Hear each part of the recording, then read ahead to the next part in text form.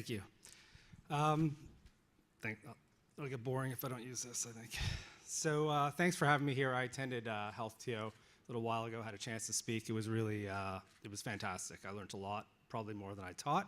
What am I going to talk about today? Not that way. I'll go this way. InsureTech. I don't really purely understand what InsureTech means, but just go with me on this. I think I'm InsureTech. And different than a lot of companies, I'm not going to talk about how to build a company. Really, when I joined Benecaid, I had very little interest in building a company. I'm not going to say I was damaged, but I really wanted to build a product. And so I'm going to talk about what that's like, building a product from within a company or working with a company trying to get a product built from inside the pickle jar. So my background started in law. I actually liked law. I don't know where Ms. Hand is. I liked law. Yeah, it was good. But I was better at working with businesses to try to help them solve problems. And one of my clients at the time was Onyx, and they said, hey, you know what? This is back in, I think it was about 99 we started talking. They said, look, this is a really interesting opportunity for you. We are providing a little bit of seed investment, and I don't even know if it was called seed back then, for a new venture, and we're going to sell insurance over this thing called the internet. And you know, what could be better than that? It's .com. Do you need to hear more? And I said, I mean, that's amazing right there. I'll throw away my career and let's do it. And that's pretty much what I did. And then that was in May 2000. July 2000, the .com bubble burst. And I spent the next 5 years working with actually the CEO of Benecaid, Peter Birksey, and we tried to build a really exciting, large-scale insurance brokerage in the US through the darkest days of the .com era, and it was fantastic. And so we tried to sell home insurance to Sears customers, auto insurance to Ford customers, and life insurance to Schwab customers. Those were the big Goliaths in the industry, and we were able to land those businesses, and it was not the first thing we did, and I could talk about that in a little bit. But it was really, really a grind, but it was so worthwhile and so satisfying that I encourage all of you to shoot for the stars if that's what you want to do. Ultimately, we sold it to Capital One in 2005. I found that I really enjoyed working with the marketing groups and the customer acquisition groups for these big brands, and that's where I chose to go next. And I spent a lot of time in the ad tech industry, starting with B2B marketplaces and then moving on to programmatic media and mobile advertising, and I loved it. And then I spoke to Peter a couple of years ago. He's now the CEO of Benecaid. And I said, hey, you know what really sucks? Benefits. They really suck. And he said, well, I'm running a benefits company. Why don't you do something about it? Why don't you join me? Let's do something. And I said, okay, you know, huge industry. And, you know, these stats, we can talk about them, but let's not. There's a lot more billions of dollars of premium of unwritten group business in Canada. And I said, okay, so let's do something. But I knew I didn't want to build a company. I said that already, and I meant it. I wanted to build a great product. I wanted to get it to market very quickly. So some of the things I'm going to talk about today are things that I've bumped into, and I don't know if it's helpful or not, but just commonalities I've seen when trying to get something built from within a company, whether you're partnering with a company, whatever. So I didn't know anything about life and health insurance. I knew a little bit about property and casualty. It was a little bit dated, but I understood that, you know, typically we would get introduced to insurance through the financial services world. You know, you'd lease a car, you had to get insurance. It was a tax almost. You're going to buy a house, you need insurance, right? Because you get a mortgage, they make you do it. So what happens when the rules change, right? So now, what if people aren't buying homes anymore and people aren't leasing cars anymore? And young people are valuing other types of property. They want experiences, luxury goods, consumer electronics. Really, the game is changing. And it's not just the distribution that has to change, but the product is changing. So you end up with these great companies like Trove and others that are saying, hey, you know what? There's a lot of data in the P&C world. I could integrate with products. I can integrate with other platforms. I can find a new way to, you know, basically create the Tinder of insurance. Swipe on if you're leaving the house with your computer. When you get home, turn it off. It's, you know, micro events, pay-per-use. You can't really do that for health, right? You can't say, I'm not feeling well. I'm going to turn on my health insurance. I feel better. I'm going to turn it off. It kind of doesn't work that way. And so I realized that the way in for health is really the employer. That's where we first learn about health products and life products. It's your employer. You get that stupid paper that you have to fill out when you're a new employee. You don't understand any of it. You don't understand what revocable beneficiary means or anything like that. You hand it in. Or you're starting a new job and you say, well, do you have benefits? And yeah, send me the booklet. And you read it and you pretend you don't know what you're reading, but it's just check the box, they have benefits, so great. So I said, I have to really understand the pain spots of the employer if I'm going to do something here. The product has to fix some problems, not necessarily just the distribution. So I looked at all these problems, rising costs of benefits. It's just not sustainable for a lot of companies. 15, 20% increases. It's got to end somewhere. So I really thought, you know what, we got to do something budgeted.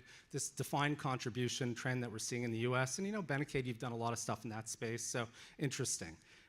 Rigid plan designs. This is a big one, right? If an employer is going to have to buy a benefits plan, trying to understand what will work for everyone, it just doesn't. You have a multi-generational workforce. You have young people that want different things.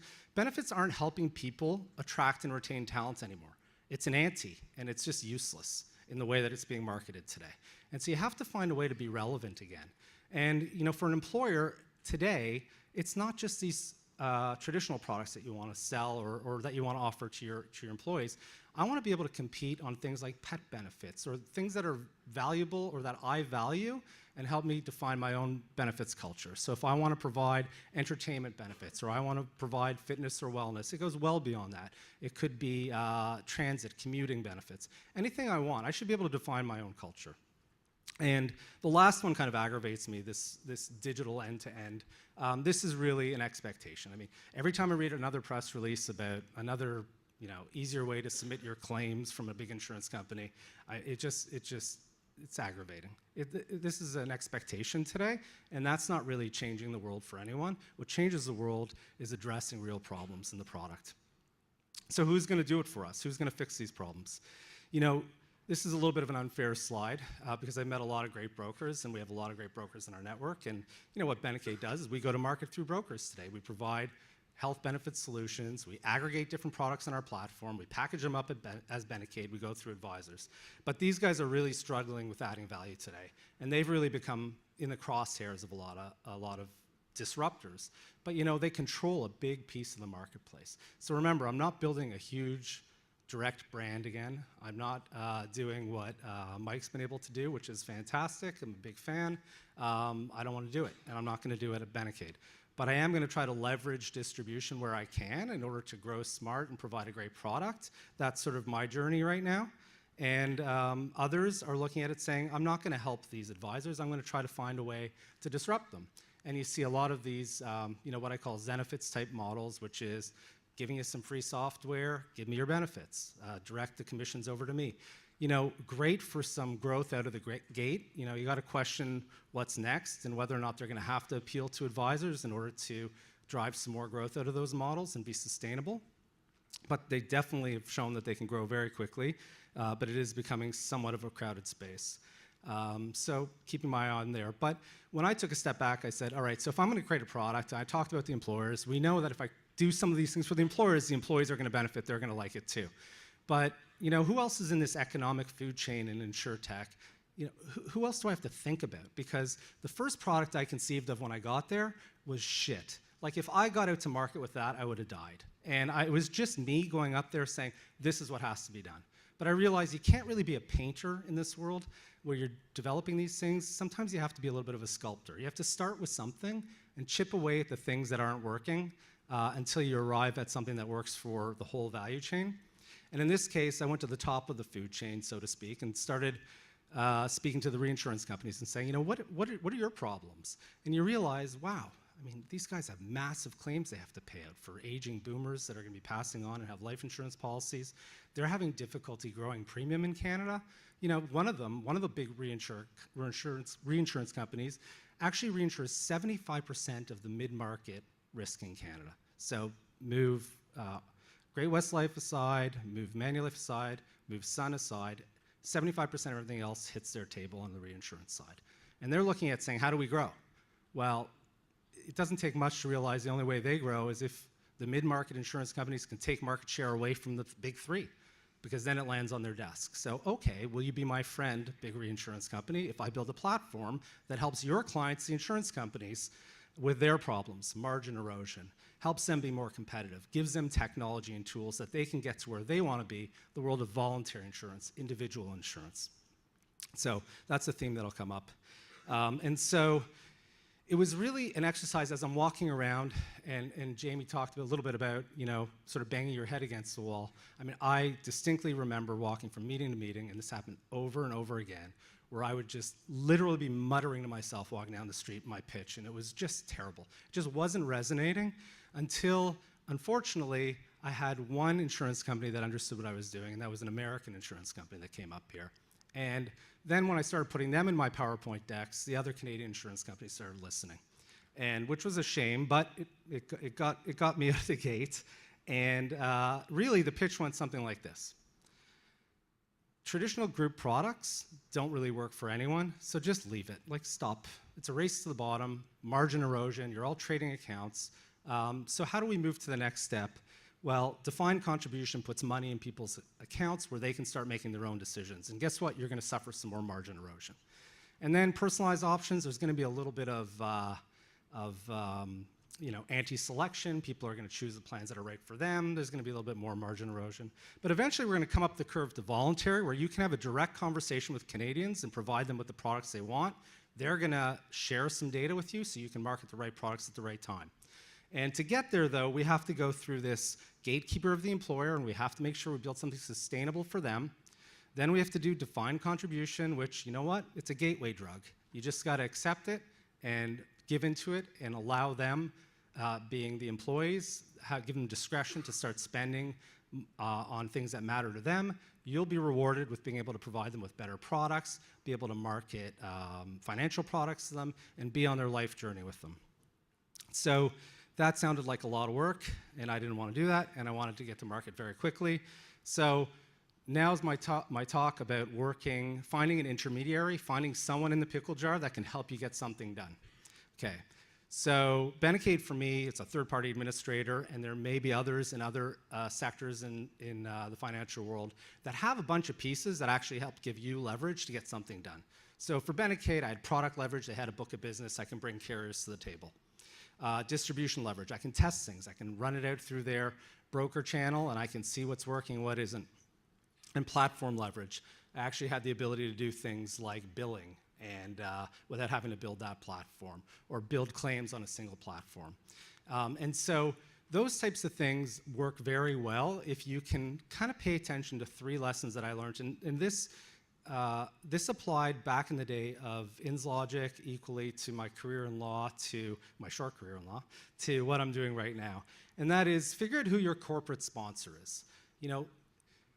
A lot of people talk about founders and what's their track record, what was your history.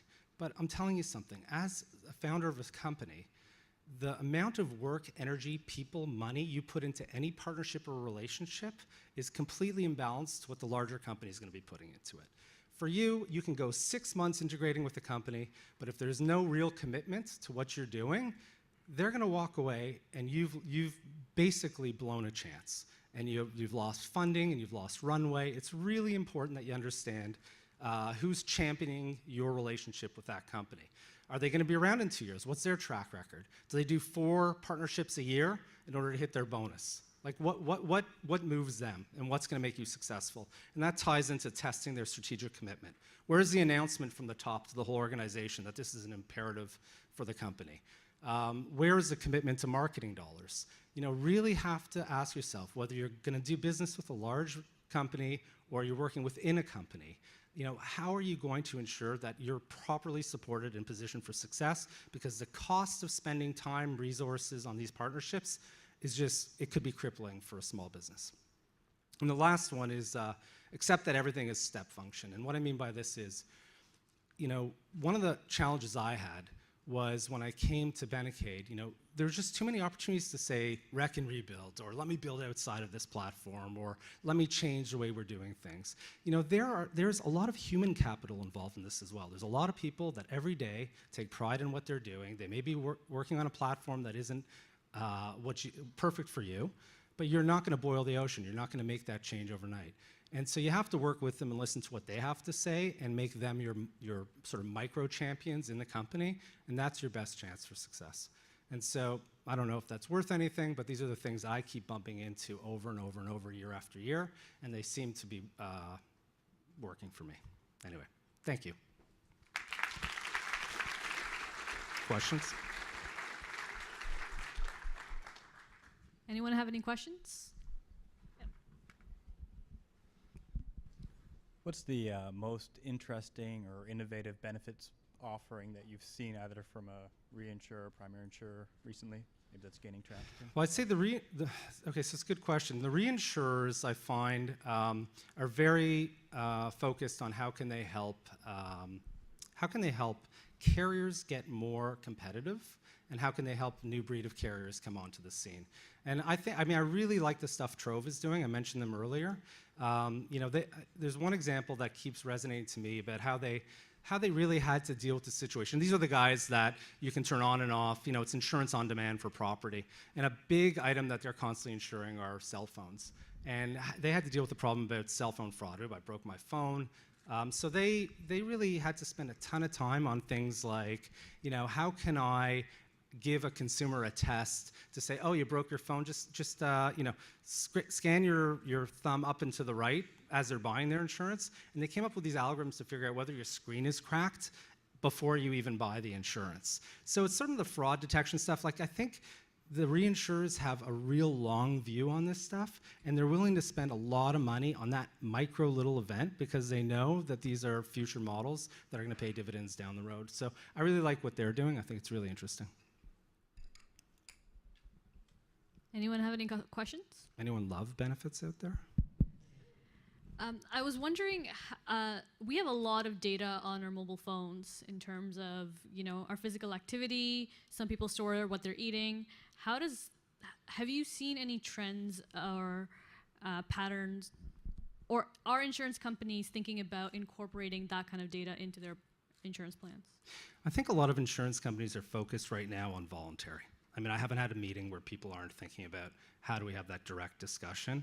It hasn't come up as much, but where I find that's really interesting is there's a lot of companies that understand that you have to bring new money into the system. The insurance premiums aren't going to support pricing and sustainability down the road in a group context. So being able to sell other non-insured products into this base, even non-health products, I think is really important in order to bring new money into the system and take some of the pricing pressure off of employers. Good Life should be paying to access the employers. The local coffee shop, if they want to be supported by the business owner, why not do customer acquisition campaigns with them? Give them a budget for their benefits plan. Any other questions?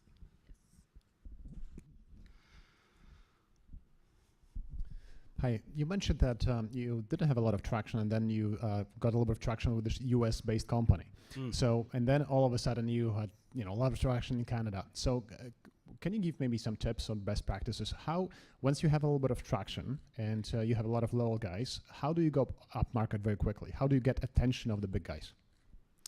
I don't know that I've figured it out yet, to tell you the truth. I think, if I go back to the InsLogic days, that really we started getting traction there. It was almost the reverse. We did like 50 deals with all these, selling insurance through Real Home, homeowners insurance, selling auto insurance through Auto Trader. We'd find all these different partners. We thought, oh yeah, we're just gonna integrate with them and they'll sell and it'll work. And then we realized, I think we fired 50 clients in about 2 weeks because we were running out of money and it was a disaster, and we knew that they didn't have the skin in the game. And so I really think traction gets back to scratching the itch of that particular carrier, and sometimes the traction just takes over. They just need something to push them over the edge. When I talk about that American carrier coming into the space, it was just enough to get them to say, okay, this isn't going away. I've always agreed with what you said, David, but can't we just pretend this is all going to blow over? And that was sort of their mentality. And I think once they saw a carrier there, they said, okay, now it's time to act. And I don't know that it's worked yet. It's early days. I'm not declaring victory. But I think it's certainly allowed me to get a product into market very quickly. All right. Thank you, David. Thank you. Thanks, everyone.